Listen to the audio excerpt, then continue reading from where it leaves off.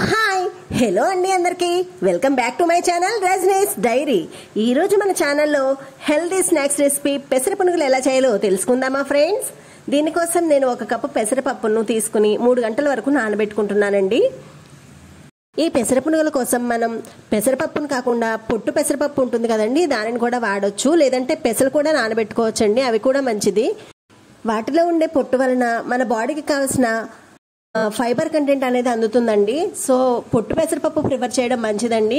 నేనైతే ఈ పెసరపప్పును తీసుకున్నాను. దీన్ని ఇప్పుడు 3 గంటల పాటు నానబెట్టుకున్నానండి. ఇదిగోండి, ఈ పప్పు ఇప్పుడు నానిపోయింది. దీనిని 2 నుంచి 3 సార్లు శుభ్రంగా కడిగి నేను స్ట్రైనర్లో వేసి స్ట్రెయిన్ చేసుకుంటున్నాను.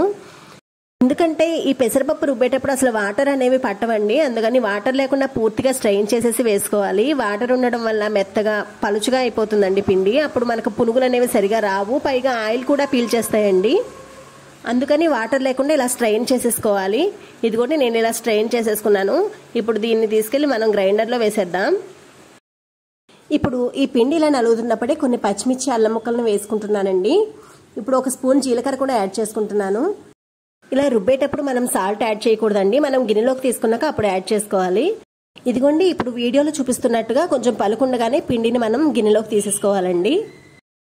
ఇక ఇప్పుడు ఇందులో 1 స్పూన్ సాల్ట్ యాడ్ చేసుకుంటున్నానండి. ఇక ఇప్పుడు ఇందులో అమ్మమ్మ నానమ్మల కాలం నాటి సీక్రెట్ ఇంగ్రీడియంట్ ఒకటి ఉందండి, దాన్ని వేసుకుందాం. ఏంటనుకుంటున్నారా? అదేనండి, ఆవకాయ పెట్టుకుంటాం కదా మనం. ఆవకాయ పైన నూనె తేరుతుంది కదా, ఆ ఆయిల్ అండి.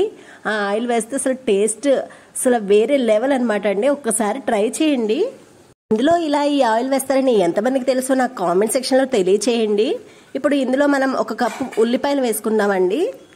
పచ్చిమిర్చి అల్లం మనం రుబ్బేటప్పుడు వేసుకుంటున్నాం కదండి, అందుకని ఇంక నేను వేయట్లేదు. కావాలంటే ఇందులో మనం కొత్తిమీర కరివేపాకు కట్ చేసి వేసుకోవచ్చు. నేనేం వేయట్లేదండి, ఉల్లిపాయలు ఒకటే వేసాను. అయితే నేను పిండి రుబ్బేటప్పుడే ఆయిల్ పెట్టేసుకున్నానండి. ఆయిల్ పెట్టేసుకోవాలి, లేకపోతే పిండి విచ్చిపోతుంది. ఇదిగోండి, ఆయిల్ కాగిపోయింది కదా, ఒక్కొక్కటిగా నేను పునుగులన్నీ వేసేసుకుంటున్నానండి. పక్కన గిన్నెలో వాటర్ పెట్టుకుని వాటర్లో చేయి తడుపుకుంటూ వేసుకోవాలండి. మంటను మీడియం టు లో ఫ్లేమ్లో అడ్జస్ట్ చేసుకుంటూ చక్కగా వేయించుకోవాలండి. అన్ని గోల్డెన్ బ్రౌన్ కలర్ వచ్చేలా వేయించుకోవాలి. ఇదిగోండి, వేగిపోయి ఒక్కొక్కటిగా నేను తీసేస్తున్నాను. మంటను హై ఫ్లేమ్లో ఉంచకూడదండి, మీడియం ఫ్లేమ్లో ఉంచుకోవాలి. ఎందుకంటే హై ఫ్లేమ్లో పెడితే పైన కలర్ వచ్చేస్తే కానీ లోపల ముద్దలాగా పిండి అలా ఉండిపోతుంది. పప్పు కనుక నానబెట్టి ఉంచుకుంటే కనుక మనకి ఒక 15 మినిట్స్లోనే మనం ఇదంతా ప్రాసెస్ అంతా కంప్లీట్ అయిపోతుందండి. చాలా ఈజీగా చాలా క్విక్గా చేసేసుకోవచ్చండి ఈ స్నాక్స్ రెసిపీని. ఈ పెసర పునుగులను మనం ఉదయం బ్రేక్ఫాస్ట్లోకైనా లేదంటే ఈవినింగ్ స్నాక్స్కైనా మనం తీసుకోవచ్చండి. ఈ రైనీ సీజన్లో హెల్దీగా క్రంచీగా స్నాక్స్ తీసుకోవాలి అనుకుంటే ఈ పెసర పునుగులు అనేవి మంచి ఆప్షన్ ఫ్రెండ్స్. నేనైతే వీటిని కరివేపాకు చట్నీతో అల్లం చట్నీతో నేను సర్వ్ చేసుకుంటున్నాను. వీడియో నచ్చితే లైక్ చేయండి, షేర్ చేయండి, సబ్స్క్రైబ్ చేయండి ఫ్రెండ్స్. మీ ఫ్రెండ్స్కి రిలేటివ్స్కి షేర్ చేయండి ఫ్రెండ్స్.